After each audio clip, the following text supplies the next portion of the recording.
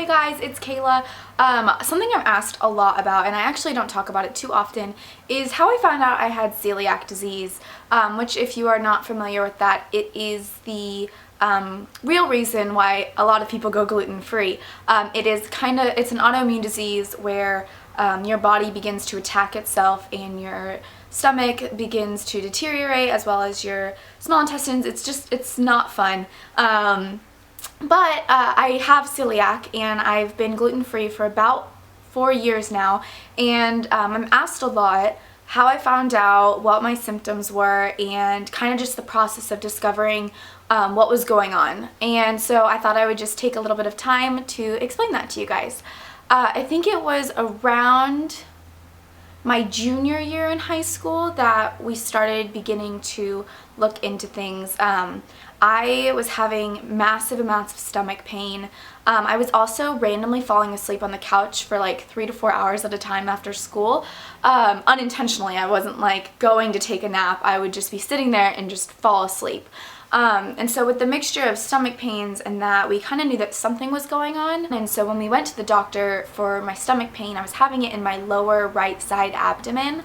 And so they actually thought it was my appendix. And so they ended up taking out my appendix, and after they biopsied my appendix, they realized that my appendix was completely healthy and that they were wrong in that diagnosis. But while they were inside of my body, which is really weird, but while they were inside of my body, they saw that I had cysts on my ovaries, which is very normal for most people, but I guess a couple of mine were twisted and they just kind of like looked a little abnormal. And so they actually approached my mom and were trying to convince her that I needed to get my ovaries removed. Thankfully, we decided to get a couple more opinions from other doctors and hold off on the surgery and do a little bit more research. And for the following 6 months after that, my mom and I did research online about my symptoms, about how I was feeling, and came across a simple article about celiac disease. And through reading it, we realized that I had a good portion of the side effects or symptoms, which is just like nausea after eating, bloating, like malnourishment, just like vitamin deficiency, all these different, everyone's different, but I had some of the ones that were listed on the website. And the way that you do the first step of determining your allergy or whatever is a simple blood test. So what the blood test does is they take your blood, and I don't know like the scientificness behind that, that's definitely not my repertoire, but they take your blood and they do their science tests, and they determine whether or not you are susceptible to having celiac disease. There's a certain antibody that they test, I don't know the name, it's like a T something. But they test these antibodies, and I had a high risk of having celiac. And so from that, because we didn't know much about it and our doctors actually didn't know that much about it, I just went gluten-free like that.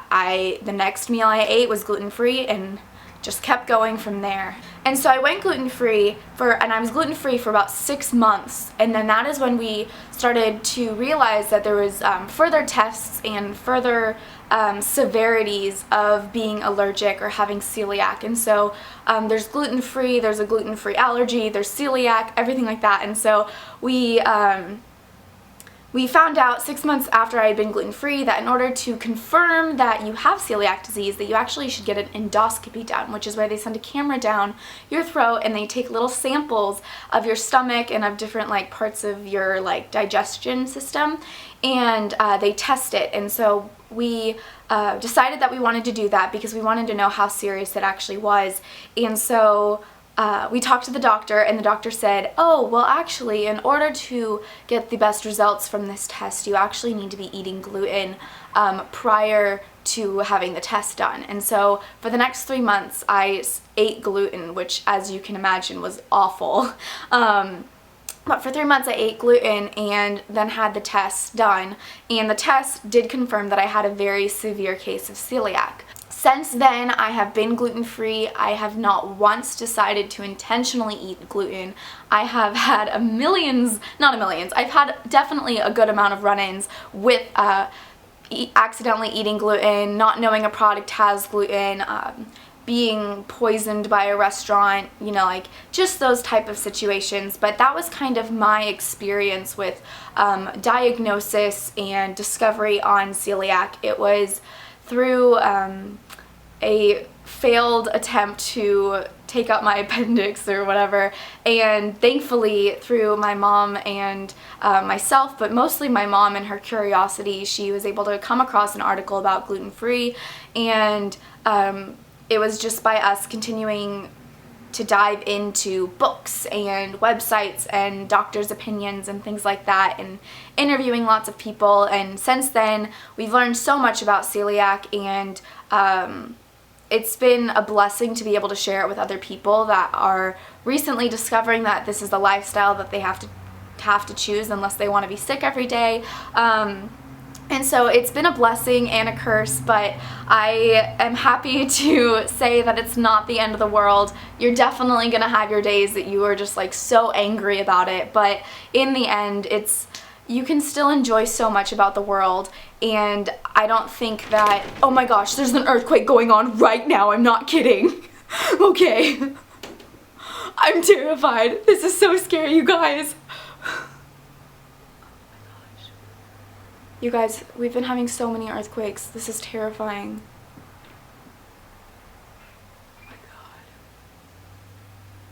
god. Welcome to California. But yeah, so that was my discovery of finding out I had celiac. It definitely wasn't the most pleasant, but I'm so grateful that I was able to find it out when I did. I know so many people that they're 40 or 50 and they're just now discovering it, and I'm so thankful that I have been able to find out at a young age so that I can change my diet and improve my health day by day. And so yeah, thank you so much for watching. Thank you so much for your questions and inquiries about how I found out about celiac. Please let me know if you have any questions about it. I would love to share what I can with you guys. But until then, I hope you guys have a wonderful day, and if you aren't celiac, I hope you enjoy your dinner, and if you are, I hope you do as well. So thanks so much for watching. I hope you didn't just have an earthquake, and I will talk to you guys later. Bye!